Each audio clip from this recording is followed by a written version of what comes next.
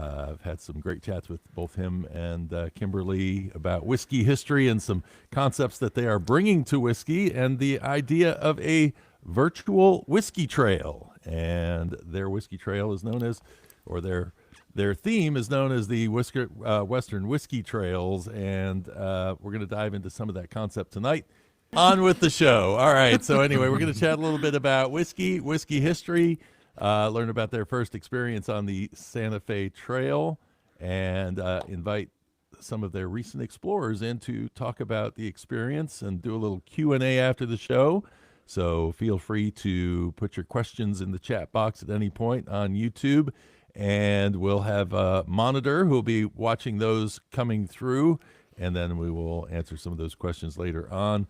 And we also have a giveaway. So we're going to learn a little bit more about that coming up here in a moment. But for now, it's time to introduce Chuck and Kimberley and learn how they are mixing whiskey and history and getting you to explore both spirits and the spirit of the West. Welcome to the show, guys. Thank you so much. We're so excited to be here, Drew. You've been great. Well, thank you. And, I feel like I'm kind of exploring myself and trying to figure out the whole YouTube world and pulling this off. So we will navigate this together. Let's start off and kind of get people introduced to this concept of first of all, your company is the first place I met Chuck was actually through Dramface.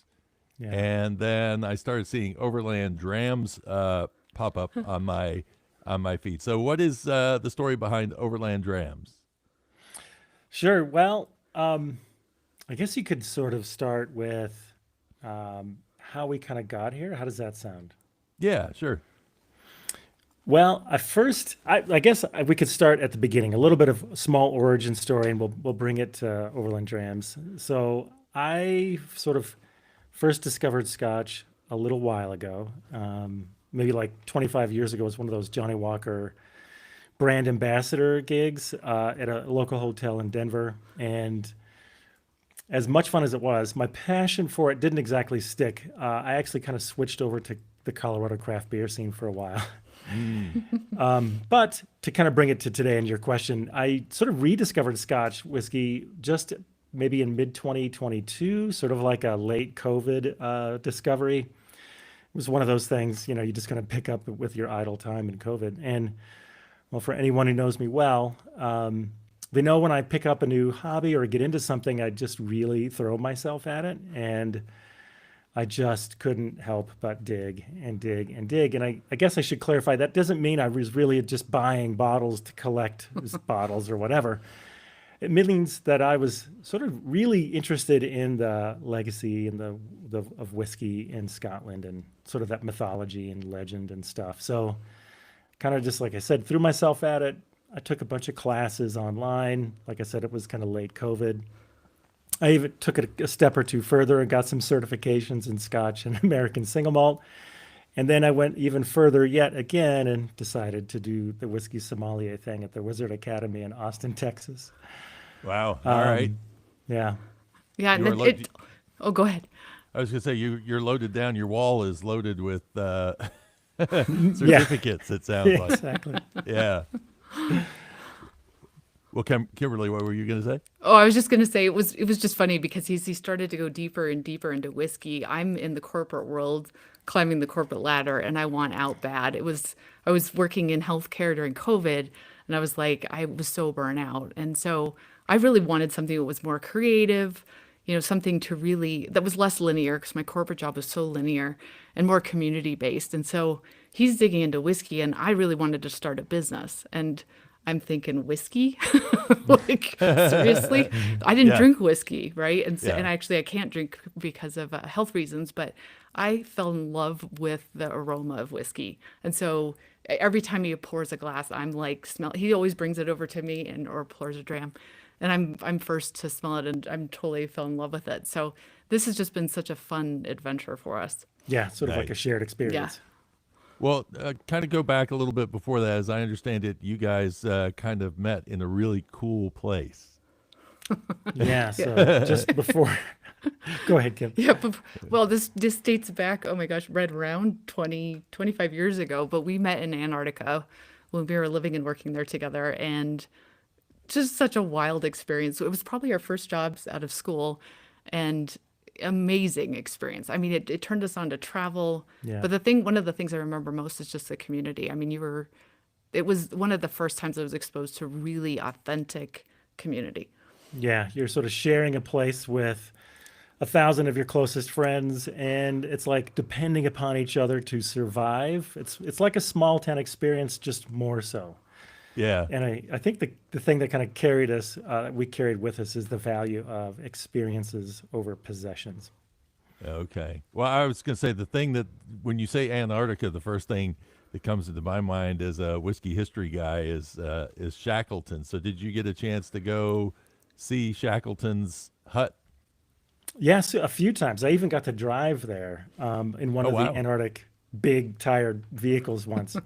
And I was thinking back, I got to take a few tours there. But anyway, like, yeah, it must have been like 2002 or 5 or somewhere around there where I forget the exact year. It's been so long now. But I was there the year they discovered Shackleton's whiskey, or at least they Whiskey. recovered it. Yeah. Yeah. Okay. And that You was didn't at get to Cape sample it, Lloyd's. though. Did not get to sample it. They wouldn't But we even did let celebrate. Richard Patterson open the bottle, but That they would have said been so awesome. you can taste it, you can test it if you want to, but you can't open the bottle. Yeah. We did get a Ouch. chance to like celebrate the event with having our own sort of like Scotch whiskey tasting when it was going on. That was that season. Yeah, a little hard to go find a bottle shop to go get a whiskey to taste, though, isn't it? Yeah. You, Yep. everybody just brings down like a bottle from home and milk Yeah. it. People kind of knew that this was maybe going to be a thing. And so people planned ahead and muled some bottles of Scotch down so we could celebrate when we were down there together. Yeah. Well, of course, now you've got this project going on. We're going to dive a little bit deeper into it, and again, I see some chat going on. So again, everybody, post your questions that you may have as we roll through this, and let's talk a little bit about the giveaway and what we're doing, so that people know how to get registered for that and what Sure. they're registering to win. Yeah, so we've got a couple of things, and one of which is like I guess you could say the tuition for the class, full ride scholarship Nice. we're Okay. offering, more or less. It's there's the course fee is we're going to cover that for some lucky winner, as well as bring your book in as a free giveaway as well. There it Your new is. book, which just got published, what, last week? Last week, yeah. So, So it great. won't have this little not for sale stripe on it. I'll get you a genuine copy. But yeah, no, I will send out a copy of this. 1,000 distilleries listed in there, and all the travel planning advice for people who want to go out and explore, who are inspired by what you're doing, and then go, hey, I want to go try to figure out how to do some of this actually person. in person. So Yeah, the timing was so great on this with the release of your book and then where we're at too. It's just a nice synchronicity. yeah. Well, so how will people be able to again to be able to register for this? Yeah, so there should be a Google link in the show notes. So go ahead and enter your details there. And then after the podcast tonight, we'll go ahead and pick the winner and we'll notify you via email. Excellent. Very good. And Yep, then easy enough. yeah, and then I'll post the name down at the bottom if they want to have their name posted, and so that everybody knows somebody won. Yeah, excellent. Yeah. All right. Excellent. So let's kind of get a little bit into the introduction to this concept of Western whiskey trails. So Sounds good. first of all, what kind of inspired this idea of doing a virtual whiskey trail? That's really good. So sometime in 2023, after I kind of picked up Scotch whiskey and ran with it for a while, I got involved with that online whiskey review site you mentioned earlier called Dramface.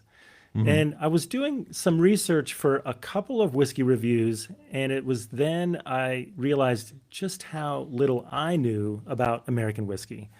I had spent all this time investing myself into learning about Scotch whiskey and all that kind of stuff, but along the way I realized just how little I knew about Americans. So it was just a funny feeling knowing that much about Scotch, but next to nothing about the history of bourbon or rye or anything American. So I, after sort of like an initial wave of just exploring Scotch, I decided to go back in and explore American whiskey. And same thing, I sort of like just threw myself at it. And I went back to the books and retraced the story of American whiskey from the very beginning, all the way through, Kentucky. And, because we live out west, I kind of wanted to keep going. And so I wanted to see what the story was like out here. Hmm. Yeah, and so while he was doing a lot of the research, he came to me about this story about this guy from Missouri who moved to New Mexico in the 1800s and set up a distillery. And as he was uncovering more, he's like, how have we never heard about this, right? And how could this be? So the more research he did, it was just startling. The whiskey history he was digging into, he was finding out that people that knew about this individual they were actually dying off. And we realized this is really threatened. Like if we don't do something about this story might be lost forever. Yeah, that was definitely the inspiration to take action and to do something about this. Like seeing that discovery, but watching it as you discover it, feeling like it's slipping away from the collective consciousness of just either whiskey people or even, history people as well. Yeah. So, feeling that sense of urgency, we sort of decided to retrace that person's migration from the 1800s from Missouri to New Mexico, kind of more personally for ourselves. And that happened to be along the original historic Santa Fe Trail. And while we were at it, we thought, well, why don't we hit the road and go see it in person? So we packed up the truck and took the time to drive out there and drive back. We took the time to visit several of today's modern day craft distilleries as we went along the trail. And, we were meeting these incredible people who are out there distilling and working with the land. And some of them are farmers and distillers, you name it. And we were thinking, like, how do we support these people? How do we highlight this community of distillers and give them a place to kind of give them a platform that we can build for them? So we thought, well, how can we connect all of these people and all of these distilleries to each other and together, and not only physically in some way, but also sort of connect them through storytelling? I was going to say that this is the thing that draws me to what you're doing, because, of course, what do? I do whiskey history and I do whiskey travel. So, Yeah. and you would think, honestly, at one point I was going, are these too different for me to really be tying these both? I write history books and then I write travel books. Can they kind of work together? But, as you say, there is so much history that isn't really known. And what better than a craft distillery to tell that story through their whiskey, or to use that whiskey to tell a story? Yeah, and I think the other thing too is, I mean, the West is vast. So the distances between these distilleries is huge. In many cases, it's hundreds of miles. And so we thought, why not take the routes that already traversed the Americas all the way west and leverage those to create more of that sense of place, that meaning for these distilleries, and connect them with history. So it's like it kind of kills two birds with one stone, if you want to say, because of those vast different distances, but also that story, that history that we're linking to. Yeah. Yeah. How did you figure out your first journey out there? I mean, how did you find those distilleries that you were going to stop at? Yeah, well, the real reason we did specifically the Santa Fe Trail and we started in Missouri was we wanted to retrace the path this individual took in the 1800s before he built his distillery in New Mexico.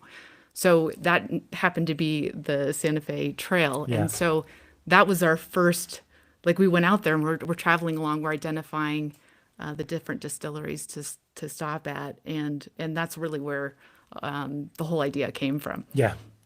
I sort of think back to I took a trip across the United States in 2000, and the original idea was that I was just going to drive Route 66.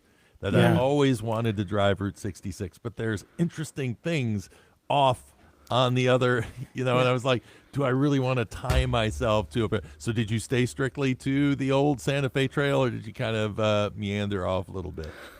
No, I mean we did stick to the trail pretty closely, and that was, I think, part of the inspiration. We wanted to kind of marry the Santa Fe Whiskey Trail as close as we could to the real Santa Fe Trail itself, and so we kind of gave ourselves a little bit of bumper guards of, well, we didn't ever actually pick a mileage range, but basically, stick close to the trail. Like if it's more than an hour away from the trail, that's just maybe too far, something along those lines. So we wanted it to be pretty close to the real authentic trail itself.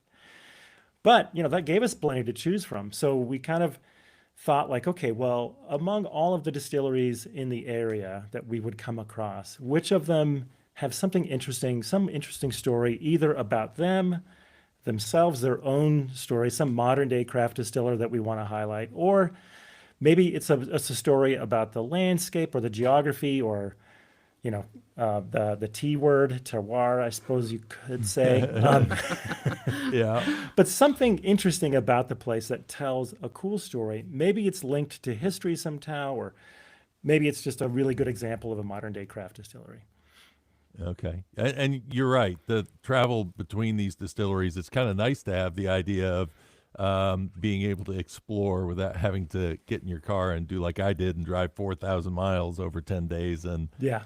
have Yeah, to part of the find. funny part, we were trying to stay like personally retrace the historic trail, and it was wild because there were so many farms. Like when you went off the highways, you were going like this, then you turn, go Yeah. around a farm, and it was just a lot of, I mean, it was slow going, but Yeah. we tried to do it authentically, and that's where we ran into the wagon ruts and a lot more of the historical markers that we wouldn't have saw, if we stuck to the highway. Yeah, after we got going, we decided like, okay, well, we're just gonna, since we're here, we're gonna do this thing.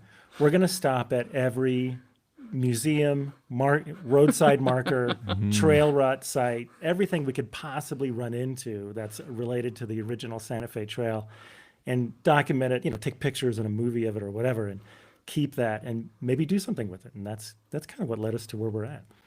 Okay. Well, let's talk about the experience itself and kind of how you mix in the information that you've collected along this journey, how you share that with your audience, with the group, and maybe a little bit more about the sensory experience and what you're doing with that. Sure. Yeah. So it's basically a collection of experiences or tasting sessions, and there's a couple of sessions that come before the actual 6 core whiskey tasting sessions. So one of which is like the orientation that gets everybody on the same page with each other, makes those introductions and whatnot. The second one is something we're calling the Whiskey 101 Scout class, and that's like giving people a base level, sort of basic knowledge of just, if you're a whiskey novice or someone who's new to this and you're still curious and you want to go check it out with us on the trail, quote unquote, then this gives you that basic level of understanding of like color and flavor and aroma and just some cool tricks of the trade. At that point, we dive in to the real sessions. And so the idea is we start each tasting session with an opening sort of storyline. And that is like we get people in touch with the place and the explorers who sort of like helped us design this experience altogether. So it's like we do about half an hour, maybe 40 minutes of storytelling that tells the characters of the trail, who they may experience along the way, and the place that we're visiting that night, and just give them a good immersive explanation about where they're at and and how it fits in the trail overall, big picture. We'd use a lot of maps and we use a lot of good pictures and things like that. So after that sort of storytelling, we sort of like really do our best to put people use their mind's eye and their imagination to believe that they're there. After that, we sort of like introduce those historical characters, and then we continue the journey with sharing. Then we sort of like can transition to the whiskey part. So we decide like, what whiskey we've got, talk it over with each other. It gives people time to sort of discuss amongst themselves and for themselves how that whiskey, what the aromas are that bring up to them, and what the flavors are, and how it reminds people of what their favorite whiskey may be, or anything like that. Yeah, and another piece we pull in, and this is where you get to the sensory piece, but we give an option for people to buy a nosing kit. And so we have 10 aromas that are typical for a whiskey nosing kit, which would be like what? Peppercorn, maybe vanilla, cinnamon. Those types of things. And then the other half, Okay. we've curated a collection of aromas that are tied to the Southwest and the Santa Fe Trail. And so that's like sage, sweetgrass, creosote bush. And it's just been a ton of fun exploring those aromas while people are experiencing the whiskey. And it's been bringing out different aspects of the whiskey that people have been having a lot of fun with. So that's been fun. Yeah. Okay. So does somebody, you just have a package that shows up at your door and it has all of this stuff in it, or how does Yep. that work? Exactly. Yeah. Yeah. We have an example here if it doesn't knock off. So I don't know if you can see it, but it has the different aromas, and you can pull them off the board. Yeah. Oh, nice. Okay. Yeah. Very nice. It's more creative looking than my bourbon steward. Yeah. Yeah, We we're put a lot of thought and time into like collecting them and packaging it and putting it together in a way that is something that you might want to have out, as part of the decor of your house. Yeah. Well, I was going to ask you a little bit about whether, you have the beginner kind of set up for this for people to if they feel like maybe they'd be intimidated by it, or they're not necessarily going to get anything out of it because they, like I was when I first started out, would say, everything smelled and tasted like whiskey. I don't know, what this is going to be like. But we have actually one of your early explorers who really didn't have a ton of background in that. I'm going to invite him in right now, and that is Greg Durbin. Hello, Greg. Hey. Did we catch you off guard? I'm here. Okay, very good. Well, we were just I don't know how much you heard of what we were talking about, but we were kind of talking about jumping into this experience and maybe not having a big background in whiskey. What was your background? I'm the one or to ask. Yeah. Okay. What was your experience before you got in on their first trail? So first of all, it was a fantastic experience. And I am a absolute neophyte when it comes to wine, beer, whiskey, gin, whatever the thing. And I sort of started to get a little introduction to Scotch and peat. And, when I was younger, didn't like it at all. And then somehow my palate sort of matured. And the taste of it, the scent was sort of a curiosity to me, but not a developed one. And, between the nosing kit and then tying it to the trail and the history of it all, it was just such an integrated experience. And there was never a moment where you felt like being a neophyte impacted your experience. You were just learning and having fun. And it was a very, also, after sort of the history part, imagining the wagons in the ruts and the battles occurring, and then seeing the pictures of the foundation, and these just really coupling it to the current reality and understanding that all these things occurred around you, but then tying in the scent and the taste. It was a fantastic experience. I'm going to I might jump on the trail for a second time. I enjoyed it so much. Very nice. And we'll talk about in a little bit what maybe future experiences are coming along as well. But had you traveled out west? Where are you from? I am out west. Are you? Okay. Okay. And I've been to New Mexico, and I've been, in parts near the Santa Fe Trail. I've probably crossed the Santa Fe Trail. I've been to Missouri a bunch. So certainly familiar with all the geography and familiar sort of with the lore of the Mountain West, but not in sort of the really interesting detail that Chuck and Kim sort of brought to the whole experience. Yeah. It's I interesting. mean, when you were 15 minutes into one of the sessions, you started to think you were there, like a great book. Mm, And so that made it fantastic, the whole experience. yeah. I think about when I love to travel, I love to travel to places where like if I've seen a movie, I love going to a place where that was in a movie somewhere. And then when I watch the movie again, I sort of feel like I'm taken back to that.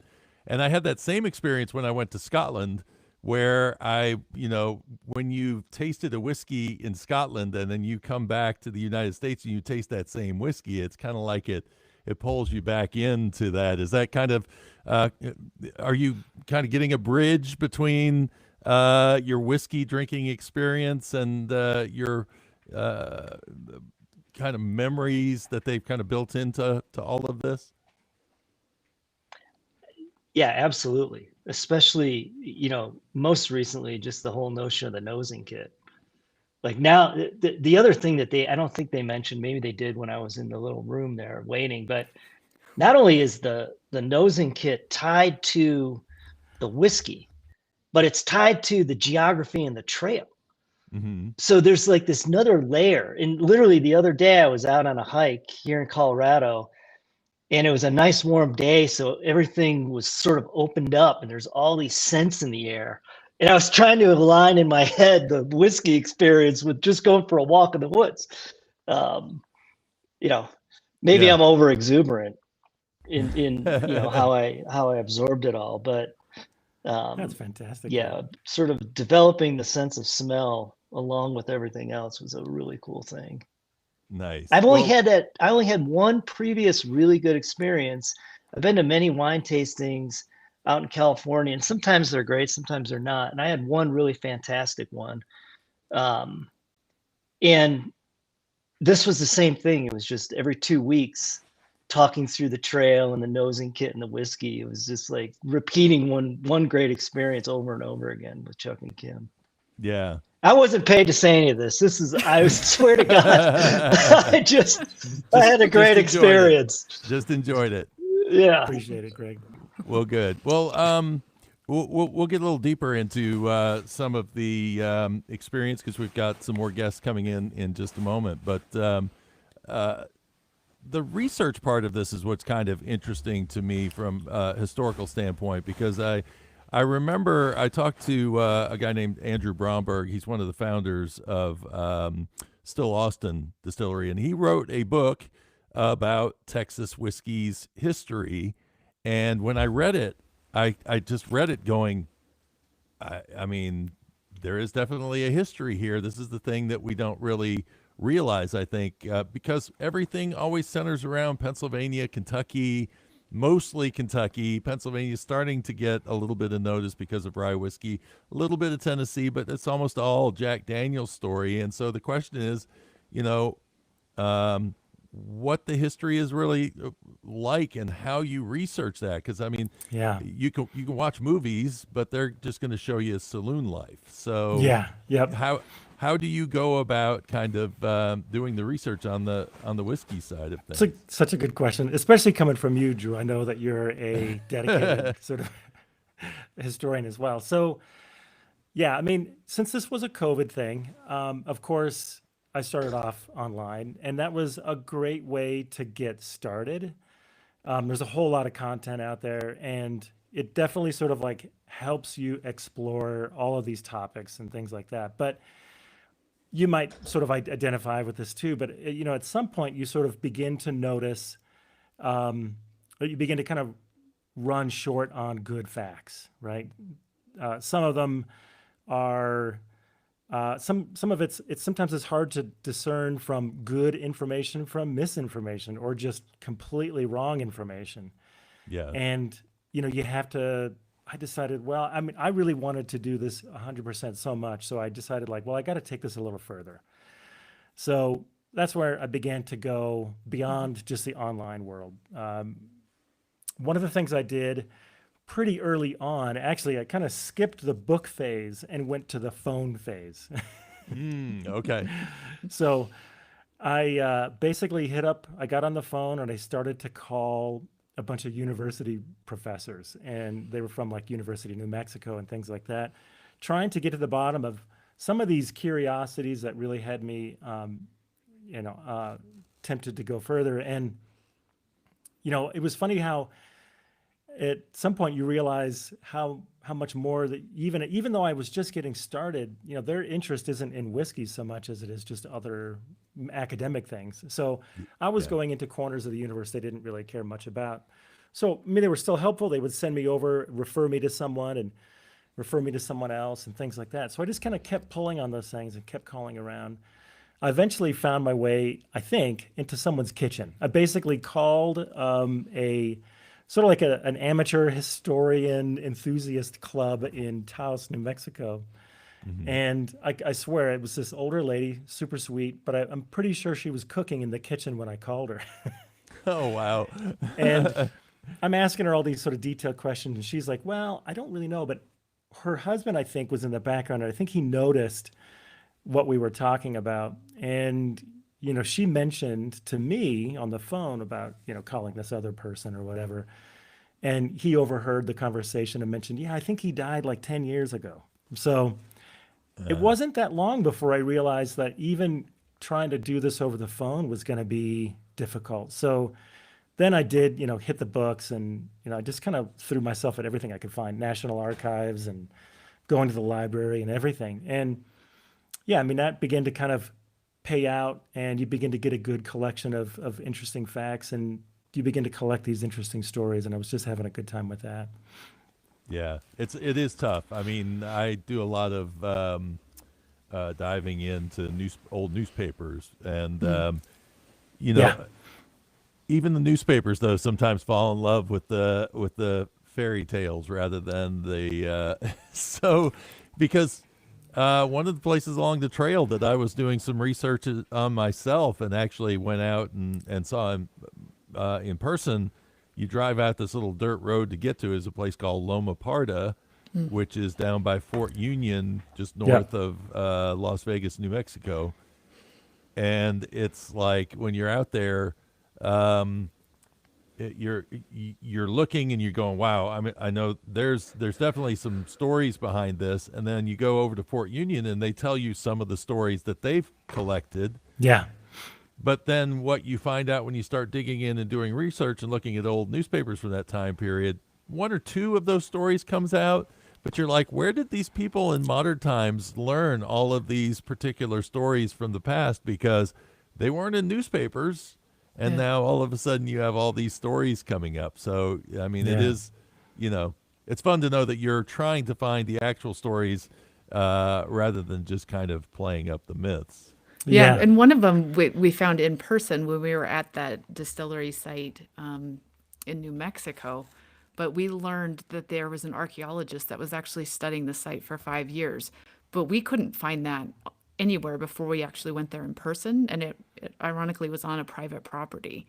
And so it was like, I mean, we found this diamond of information. And then we were like, gosh, so we dug deeper. That archaeologist led to other information. So it's just been a fun trail to go down and just like discover more stories. So yeah, it's funny because I've talked with Alan Bishop from up in Indiana about this kind of stuff, and you got to watch where you go to where you stumble upon. You said going down a private road. I only found out later on that Loma Parda is actually a private road, so I probably wasn't supposed to be driving down in there. But he said that he actually gone out to cemeteries and had somebody with a shotgun show up. So. Oh, wow.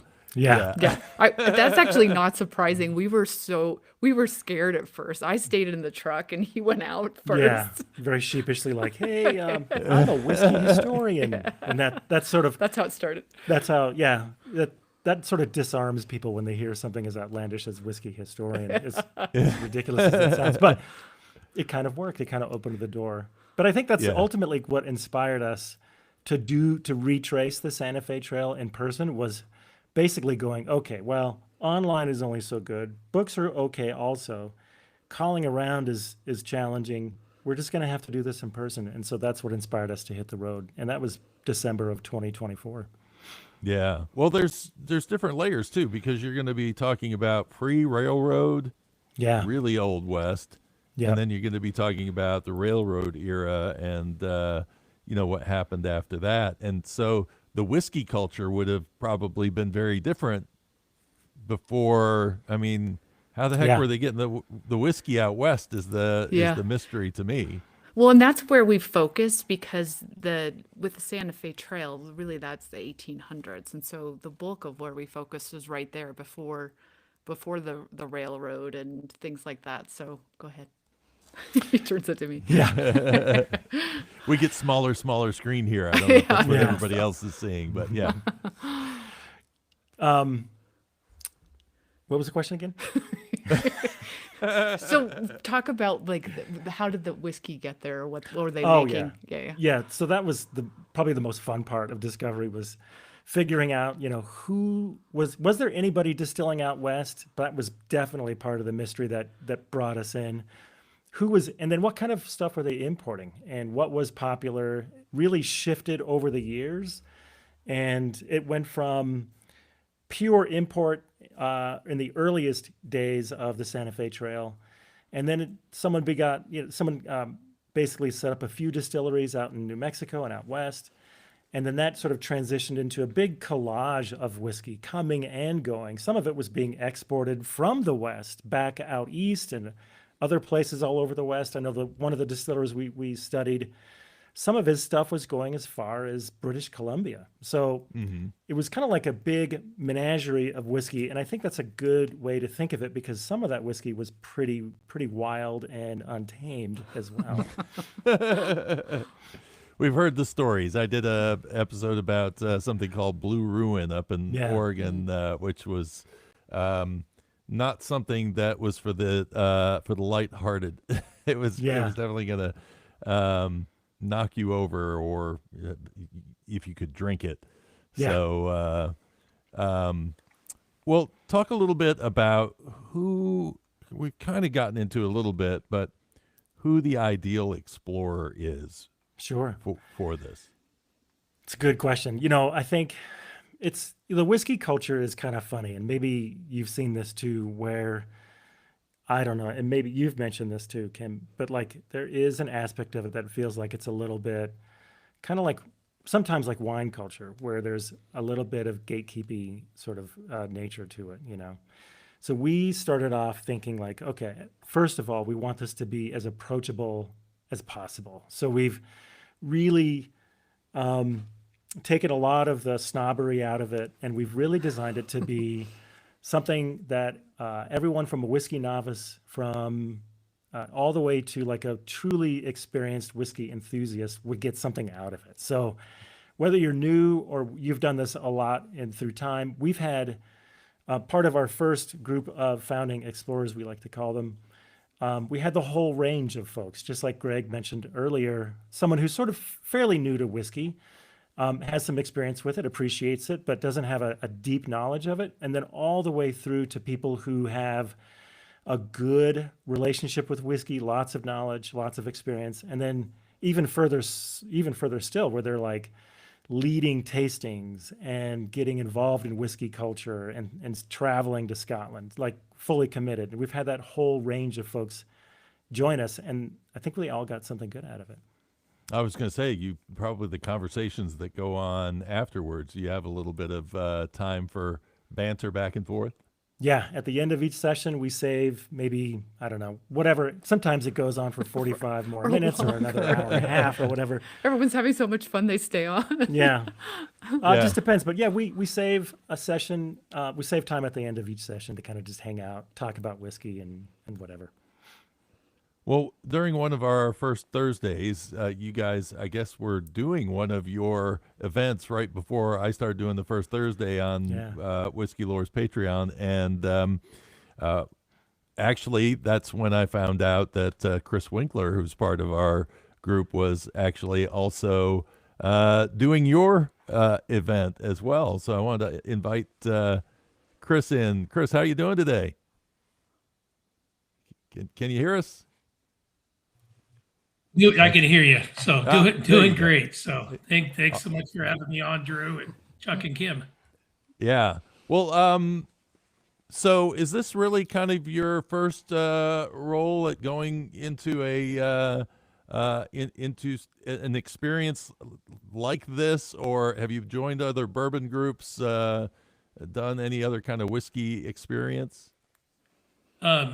Nothing formal. It's been a lot of podcasts, and I kind of dived down the switch from the craft beer scene to we had a trip to Ireland and visited a few distilleries over there, and came back home and somebody showed me some bourbon, and so I really got kind of hooked on bourbon, and then I was listening actually on Patreon to one of the Whiskey Lore um, fireside chats, speakeasies, and Chuck was on that, and I heard about Overland Drams, and thought to myself, well, that'd be fun. So Nice. started down that journey. So Yeah. So what was your expectation when you went into it? What did you think it was going to be like before you actually did it?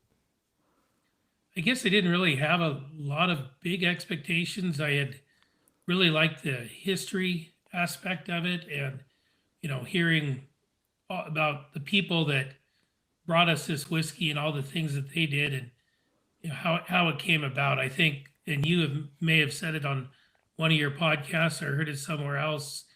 All whiskey and alcohol is just ethanol. It's really the story behind the whiskey that brings it all to light. Yeah. Well, how does it feel being in a community and actually, I mean, from a standpoint of you're not learning on your own, you got other people in the room who are kind of learning at the same time. No, that's a very fun aspect of it. The whole nosing kid and trying to understand the nuances of the different whiskeys, and then just getting to know all the people in the group. And it's kind of odd, but people how didn't really relate to the younger generation. How you can be friends and just be online and never actually see the person or shake their hand. And this has brought a whole new sense of that to me. So it's been great. Yeah. Have you done any exploring around? You're in Washington State, so you're definitely west as well. Yes, and not so much, any local distilleries I've gone to, and every time I get a chance to go out of town, or we drove down to Arizona a while back, and we stopped at a couple places on the way down there, but driving a U-Haul didn't lead itself to too many tastings. So I hear you. I hear you. So how has this kind of changed how you taste whiskey now? Do you approach it from a different perspective since you've done this? I think I do. I try to pick out the actual flavor notes in the whiskey rather than just saying, "Oh, that tastes pretty good." "Oh, that tastes good." "No, I don't like Yeah. that one." Trying to understand what you like and what you don't like, and I really like hearing or finding out about the distillers and where the whiskey actually came from, and what's behind the bottle. Yeah. Did you learn any new craft distilleries you'd not heard of before? I think pretty much all of the ones we've had on the trails, I had not had any of their whiskeys before, and one of the things that I've gotten a lot better appreciation for is American single malt whiskey, and so I kind of went down the bourbon rabbit hole, and so now I'm going down the American single malt rabbit hole. So Yeah. maybe it's Well, a foxhole. I don't know. You're all in it together. Yeah. Well, I'm going to bring another founding member in. Actually, Patrick Hagner is here, and wanted to ask a little bit more on that experience of tasting. He has a little bit more experience in terms of being in tasting groups and that sort of thing. Patrick, welcome to the podcast. Hi, thank you very much for having me. Sure, sure. So where are you? I seem to have locked down where everybody else is from. Where are you from? I'm one of the more distant folks. I'm from Minnesota, actually, so Oh, okay. not All from the right. West by any means. Well, you have a good collection of distilleries around you as well. I haven't done much exploring in that area, but a bit. It used to be the West. Yes. Well, so kind of give me a little bit of your experience with this. As I understand it, you've been tasting whiskey for a while. What is your experience with whiskey? When did you get into drinking whiskey? Oh man, that's well. I mean, like a long time sherry, Speyside single malt Scotch drinker, and Okay. with for me, I mean, I've been to sampling single malts and American single malts. Shout out for our anniversary that occurred yesterday for American single malt. Nice. Um, so I really haven't had a great deal of exposure to many other whiskeys. Honestly, I can honestly count on one hand how many bourbons, how many rye whiskeys I've had in literally my whole life. So I think for me, I did have an aha moment on this trail that, at one point I sort of shed a lot of my preconceived expectations that I somehow held for regarding different types of whiskey. And, certainly spirits that maybe even challenge the definition of what is whiskey. So I'm just, I've loved being part of this experience. I'm definitely more open to trying other whiskeys now. My whiskey in a lot of ways, tasting wise, shifted quite a bit just by the very nature of being amongst these great fellow trail riders. That I shared with. Invariably people can influence your tasting notes, and one person will mention a note, and suddenly you cannot not smell that smell or Yeah. taste that, and yet you're actually 1,200 miles away from everybody. It's so those are the things, some of the things for me that I've really enjoyed about this experience. Yeah. Did you have some kind of a concept of what you thought Western whiskey was going to be like? I had a lot of expectations, I guess. I not really put myself out there too much on social media, but in exploring American single malt for the last year, I've heard so much about the whiskey community, and I wanted to join. I wanted to join that. I was intrigued by the notion of how history might influence my my whiskey tasting experience. So I guess I was excited for that, and I was pleasantly surprised, honestly. So Very nice.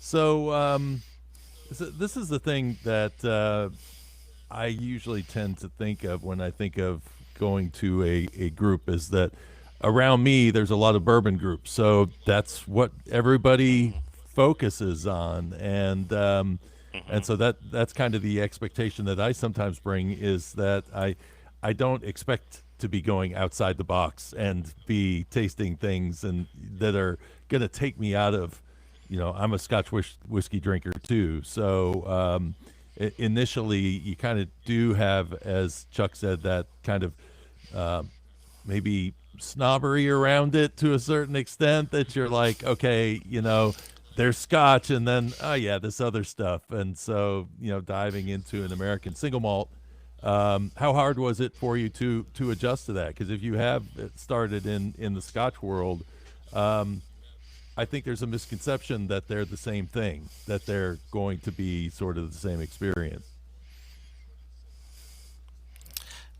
yeah, Yeah, I was incredibly surprised by what this brought for me. I mean, there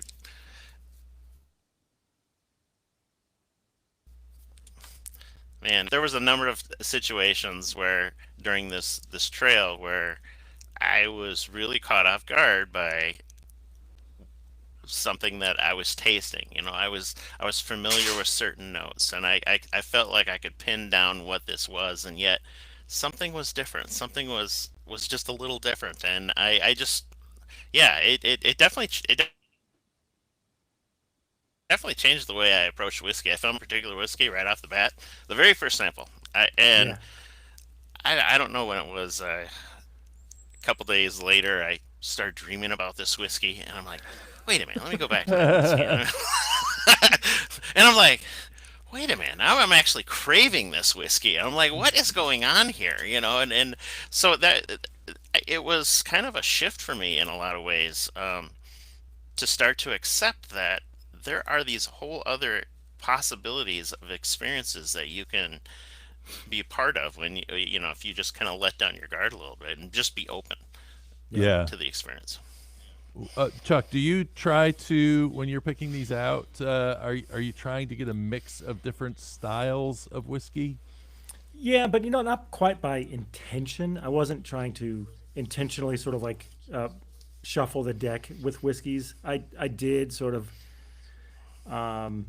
maybe I did sort of prefer maybe having a collection, but really I didn't drive me. What I really was looking for were whiskeys with a story, and it could have that would really just open it up. That might lead you to a rye, that could lead you to something like a wheat whiskey or an American single malt for sure, a bourbon, anything, and I would just let it be what it is. If it ended up being that, because that's really the whiskey that tells the best story, that's perfect. That's what I was looking for. Very nice. I want to open up, if we have it, do we have any questions that Mitch has brought to us here in the chat? I thought I would add one thing while we're waiting. Oh, go ahead. One other thing Chuck and Kim did not mention were the guests. I Oh, mean, we had some fantastic guests who from these distilleries and the like that just added another layer of brilliance to the whole trail. Very nice. So how does that work into the experience? So you kind of give them like a 20-minute spot during the conversation and let them Yeah, talk about their exactly. distilleries. Yeah, if we were able to secure a distiller to join, I mean, we'd usually try to get the master distiller, and in some cases they were the owner, and they did a great job at really bringing you into their story, Their what their world. expressions. It was just, yeah, it was fun to have them. We don't have them on every session, but it's definitely elevated it. Yeah, as you know, sometimes it's kind of hard to nail those people down to their Yeah. schedule is tight. They're wearing multiple hats all the time, and marketing is just one of them. So sometimes we got them on, and it's something that we'll keep trying to incorporate. Very nice. I was impressed with the caliber of folks that you had on the trail. It was very nice. Thank you. Yeah, Likewise. thanks, guys. Did we get anything from Mitch? I Did know he have I know some you guys questions? talked about terroir earlier. I just wanted to add, I do think that there is a terroir is a sense of place, and that really existed for me on this trail. I mean, I think Greg or somebody may have alluded to it, but particularly with the sensory kit. I mean, it was a wow moment for me, and I used that kit throughout my experience. You'll get a particular herb. You'll be like, oh wow, what is that? And it's a local plant or something that grows, only at some high altitude desert, and you discover this unique note in just so happens to be in the whiskey that you're mentioning that day. And I've never had that in other whiskey tastings, Mm, or even in other clubs or anything like that. So I mean, that from my perspective was a very unique positive with respect to this trail. Well, and it's kind of the visual of it as well, seeing what you're smelling. My little tasting kit is a bunch of little liquids, so they all look the same, and it's an alcohol equivalent of the smell. It's not necessarily, Right. the actual physical item. So I'm sure that I'm a visual person, so it would definitely have much more impact on me from that standpoint. So And Drew, we're not seeing Mitch. I think he needs to be in the studio maybe to get his. does he? Okay. Yeah. And then there is a question we did get on the public chat, it looks like. The question for us was what will be the next trail after the Santa Fe Trail? Which is a fun one. And we think about this a lot. So Yeah.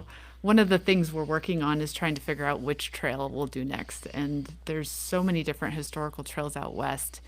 We're debating on connecting it to where kind of the story ends in Santa Fe and where that would pick up by doing the Old Spanish Trail, which is a really long one. So that's in consideration, but we'd have to really figure that one out. There's the Oregon Trail. There's even like a fur trappers trail that goes through like the Front Range of Colorado. But we're exploring different ones. That one we'll likely release in the end of the summer, early fall. Okay. And how long does this go on? So in other words, when somebody signs up, how long are they involved in the tastings? How many Yeah. tastings a year and that sort of thing? Yeah, so for this one, we're opening up the first week of February, and then it goes through mid-April. And it's basically 2 weeks on, 1 week off, and it's once a week. So that kind of gives people an idea of how we're running it. Okay, very good. And I don't know how to let Mitch in because he's not not clicking there. into us. Okay. So as long as he Here as we long as go. he doesn't click into us, there's no. Can he send you a text or Yeah. something that? Yeah. He said he's stuck. He can't get into Riverside. Okay. So one of the questions we have is the experience solely focused on American single malt whiskey, or do you touch on bourbon or rye? It's a good question. Yeah, so we do kind of cover the range. We do a little bit of everything. Without revealing too much, you definitely get to experience the full range of American whiskey for sure, and then some by far. And our group, I have this thing where I love surprising people, and so we try to have a lot of elements of surprise. But we do the whiskeys blind, and then we reveal what the distillery as well as the expression is at the end of the tasting. So it's been really fun to have the blind component, but we try to keep everything top secret until people go through it. Nice. So we're not spilling the beans on any particular distilleries that are That's correct. involved Yeah. in February. That's correct. You will just have to be surprised. You put any rock gut in there? So one thing I've been able to discover through this whole process is Colorado has a restaurant not that far from where we live, and one of the drinks on the menu, one of the cocktails on the menu, is a replication of authentic frontier whiskey, and they take Old Crow. And they mix and they filter it through actual tobacco, actual gunpowder, and chili powder. Oh my!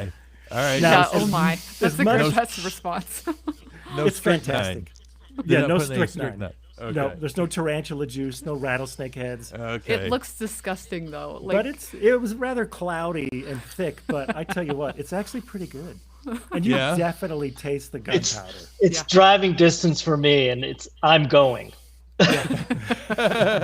It sounds like something that needs To to be try in it. one of your future tastings. I would for sure. love to sort of like find a way to bottle it up and send it, but I don't know how I would do that. Yeah, I feel like you need to sign a waiver or something. I feel responsible for handling of gunpowder in some weird way. So how long before this turns from being a virtual experience to being on the road experience? How long is a really, really good question. I guess we'll kind of wait and see, but it's definitely in the view for what we want to do in the future for sure. And there'd be so many great ways to kind of incorporate a physical component to this. Like whether you went to, southwestern Wyoming's actual rendezvous collections, or somewhere else in the West, they do rendezvous as well.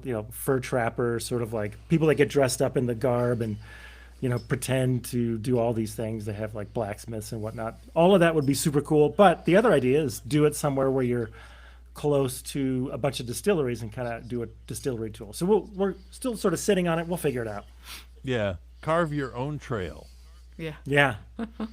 I mean, you could do themes, and that's what I always loved doing with my podcast when I was doing the travel podcast, was thinking of themes. That's what got me into whiskey, actually, was going, I did a James Bond trip. Now let me do a bourbon trip and see if I can learn something about bourbon. Totally. Yeah. Yeah, get into particular themes.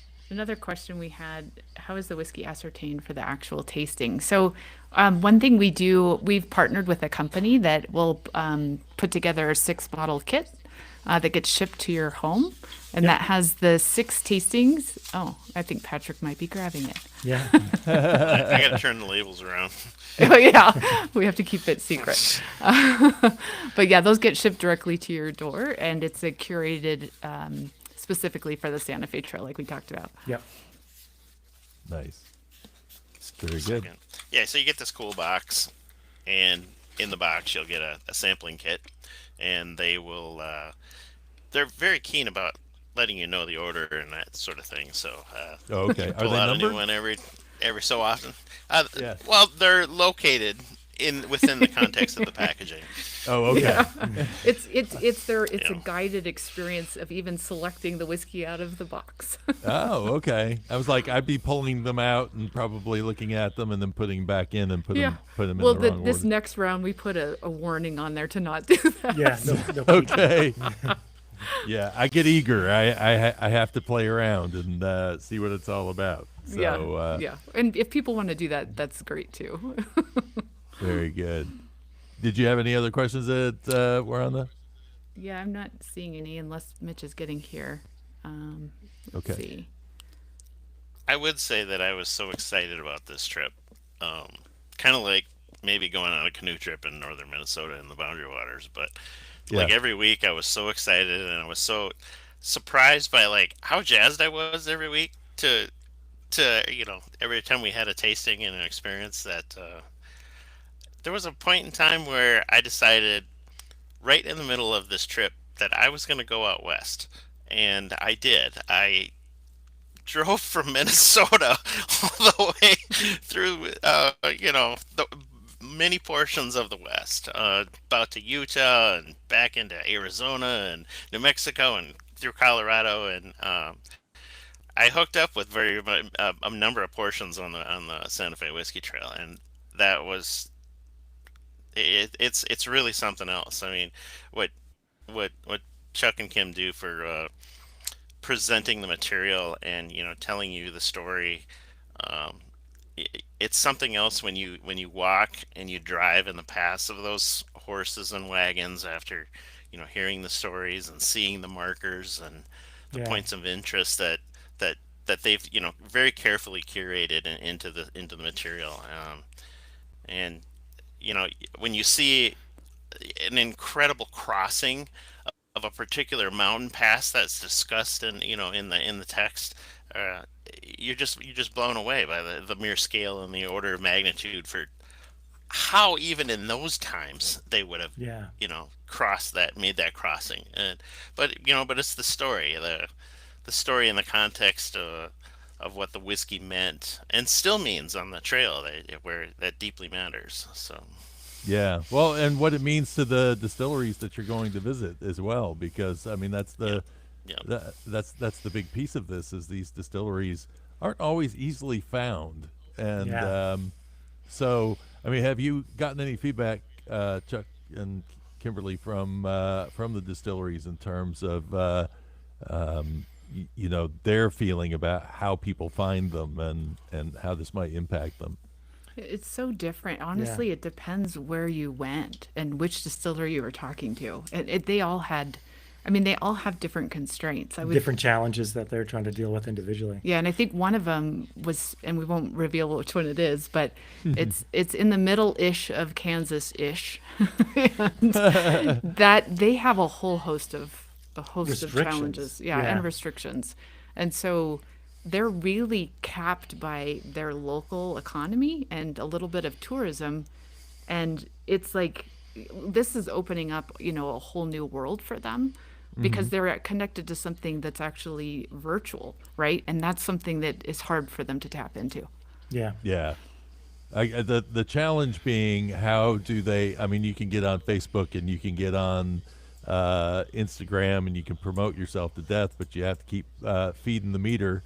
Otherwise, Yeah. you don't stay up there. So And distribution is oftentimes the challenge. Like they only, even some of the bigger ones don't necessarily deliver to all 50 states, right? Or have a means of having their stuff delivered for them through the 3-tier system to all of the 50 states. So some of these craft folks, they're limited by, like Kim said, their region, or their state, their political boundaries, or other, just basic cost and other logistical constraints that they have to deal with. So this, yeah, like Kim said, like this is opening a whole new audience up to them. I see a book in your future. You get all these trails together. You'd be working on a how to plot out your trails. Maybe we could work on that together maybe at some point. Yeah, sounds like that's a fun joint project. Yep, that is maybe somewhere in the background, possibly. Yeah, absolutely. Because as you're saying this, and then I'm thinking, it'd be really cool to have a little guide map. I always thought about like doing a little audio where you could, if you've ever been to like Gettysburg or Vicksburg, they have audio programs, and you listen and you drive from spot to spot, and you get the story as you're going there. And it'd be kind of cool to hear the story of a distillery or an area before you actually get there, while you're driving to, like having a little guide with you. Yeah, that's exactly what we've hoped to achieve in this whole program. Yep. Very good. So let me toss With it. the distances being so long, that would be great. Yeah. Well, and we gonna were be a lot of joking around talking, too. yeah.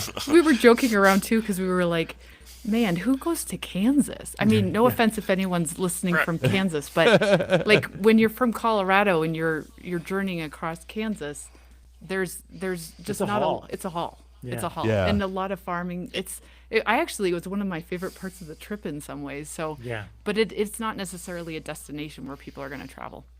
Yeah. Well, this is one of the things I find with, when I went to North Dakota, it was my 50th state, and then come to find out that they actually celebrate you at the visitor center. You get your name in the book and everything if that's your 50th state, because they just know it's the last state that anybody. Patrick, you don't live far from North Dakota. How often do you go to North Dakota? Yeah, not very much. And our Kansas is Iowa. I mean, all you're seeing is corn. You're going through, maybe you're stopping at Cedar Ridge, but that's about it. It's, Yeah. same with Nebraska. I don't know. There's nothing out there. And you know what's fun? Someone just commented that Kansas, they just got a whiskey from a distillery. The Boot Hill Distillery in Dodge Okay. City. Yeah. Okay. That's great. Well, I And was then it gonna looks say- like Mitch has another question. Oh, sorry. Go ahead, Drew. Okay. No, go ahead. Because I'm going to look something up while you're Okay. you're asking the question. Okay, and then the question we had come in, let's see.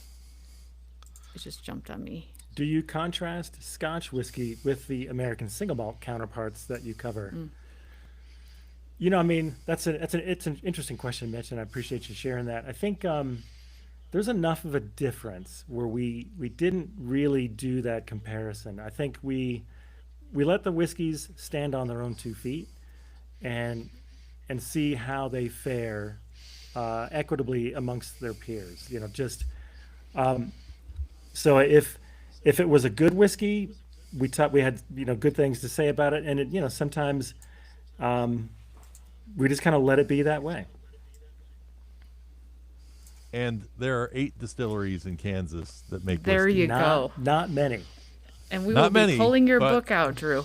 but as you say, yes. I don't know how much you can see of the map there, but they're all pretty much on one side of the state, except for Boot Yeah. Hills out there. Yep. Kind of. But it's in Dodge City, so you got Yeah. you know, you got a little Western history that you can dive into Bite there, into. Sure. and you can learn about Doc Holliday's short time there, and Yep. some of the other the Earps and all the rest. So, by the way, when I did this book, I wanted to use only my own photography, and I've not been to a distillery in Kansas, so that meant I had to go into my own archives. And so I found this place called the Garden of Eden, which, if you want a reason to go to Kansas, it's a little off the beaten path, but it's basically a house that was built in the early 1900s or late 1800s, and it's a wood carving that this man did around Wow. the entire property, which is basically the food chain. So Wow. yeah, it's really interesting. It's a bizarre house. He has a mausoleum where he has a picture where he's taken a picture of himself when he was alive, looking down at a slab, and then he had somebody after he died have his body there and did a double exposure. Oh my gosh. So the photo is sitting up in there that shows him looking down at his.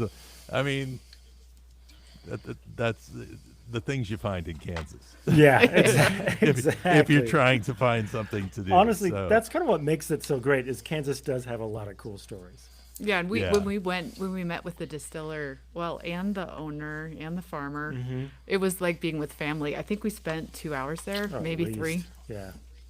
So Okay, you make yeah. those connections, and you're like, yeah, they're family. yeah.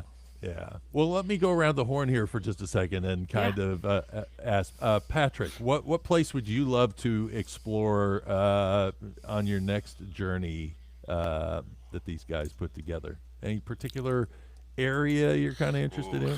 Well, I definitely don't want to die of dysentery, so I'm not sure if I want to go to Oregon. That's a good question. You know, so honestly, I am all about exploring virtually any portion of the country. I've spent a bunch of time in the West. Would love to continue to explore more of that. I'd love it to take all the way into California, even, you know, through Nevada, Utah, Colorado, more of that. But certainly anything in the Northeast. I have no exposure whatsoever to anything in New England area. Okay, very nice. I don't even have a single of all the 100+ single malts that I have. I don't have anything from New England, so you know that would be great. Yeah, I Yeah. think we have Or a any other handful. whiskey, for that matter. Yeah. We have our hands full, Patrick, with the West. And well, the thing too is that technically, I guess New England is, when you say Western whiskey trails, maybe to England, that would be a Western Right. whiskey trail. Yeah, Right? It's all I mean, perspective, we're west right? of Scotland, right? I mean, exactly. Chris, certainly any place Idaho that- and yeah. Yeah. Chris, any place that you're kind of interested in Oh, learning a little more about? I've been all around areas touching New Mexico, but I never made it to the state of New Mexico. So getting Wow. down to Santa Fe and Taos and exploring some of that area. Yeah, it's beautiful down there. New Mexico, I say, is kind of like a little hidden gem because there are some really beautiful places Yeah. in that state, and it just doesn't get recognized for that. But I have seen some amazing places there. I heard of some great historical places in New Mexico on the trails, so Yeah. it'd be Yeah, interesting seeing them in real life. very good. Greg, any place that you kind of would love to explore, both whiskey wise and history wise? I have to say that fur trapper idea that Chuck and Kim mentioned a few minutes back really piqued my interest. That seems like it could have some really unique historical ties in, and kind of a fun one and different, obviously. Yeah, you could tie into the whole kind of Hudson Bay story as well, and kind of the again, the Oregon Trail and the whole background with that. Or Lewis and Clark, you could get. They didn't make it all the way. They still didn't make it all the way out west, but you could maybe track it as far as it went. Yep. Very that's good. definitely one in our mind too. That's awesome. Well, how, if people are interested in joining in on one of these, can people take part? Yeah, thanks for asking, Drew. So as I mentioned earlier, we'll be open the doors today, yay, to the next round of the Santa Fe Whiskey Trail Explorers. And so Drew graciously put, I think, a link in the notes that will say Santa Fe Trail. But we just want to make sure you knew what was included. As we mentioned, the whiskey sample kits. So we have 6 bottles of those that will be shipped to your home. There's a total of 8 live sessions starting the first week of February, and those will go all the way into mid-April. The first session will be our kickoff session. We call that packing your saddlebags. Part of the whole experience. Yep. And then we have that Whiskey Scout 101, which is one of our bonuses. So that will be the tips and tricks to getting the best and most out of your whiskey experience. And then we'll have the 6 live tastings, so that each tasting will take you on a virtual stop along the trail to hear real stories. So stop by stop, dram by dram. And then we include sensory tools along the way as well. We have a Santa Fe trail map that gets shipped to your house, if you can see that. And then we have a few digital things that kind of expand your experience, like a flavor guide, a color chart. And then, as we mentioned, there's an optional nosing kit if you're interested in that. Yep. And then through this Saturday, we have an additional bonus. We're doing a one-on-one virtual shopping consult with this guy here. So if you find yourself going to the liquor store and you're like, I keep seeing the same bottles, or I don't want to, spend $100 on this bottle without knowing anything about it. So you can kind of chat with him virtually and get some ideas, and he'll kind of point you in the right direction. Hopefully. Nice. Yeah, hopefully. Well, good. All right. So yes, link is below, and actually, our sign up for the giveaway of an experience and the book is below as well. Great. So we're going to close that out here as soon as we close out, or do you want to give them till probably top of the hour, or Sure. maybe say, what time is it out there? You're out in Mountain Time. 7:45 here. 7:45. So why don't we say another maybe hour and a half, and Okay. then we could close that down, because if people are like me, they're actually have probably come into this maybe a little bit late and Sure. are Yeah. a little lagging behind. So, but I think we've made enough note about it. So, yeah, use the link down below. It will get you registered, and this has been great. I enjoy chatting with both Chuck and Kimberly just about things in general. We have had some nice chats, and it just feels comfortable what you're doing, and it doesn't surprise me that you're people who've been involved in this are getting a lot out of it, because your enthusiasm for it definitely shines through. So Oh, thanks, Drew. And Yeah. it's been Yeah. so fun. I think every time we connect with you, we're like, we could talk for hours. This is fun. So it's been really great. And then thank you to all our founding explorers who are on the call. They truly helped shape what the trail looks like, and they've provided a ton of input to improve. So it's going to get better and better. Yep. fantastic. Patrick, Greg, Chris, thank you so much for joining in, and Chuck and Kimberly, thanks again for sharing your story, and we'll see you down the trail. That's the way. We'll see you down the trail. Thanks.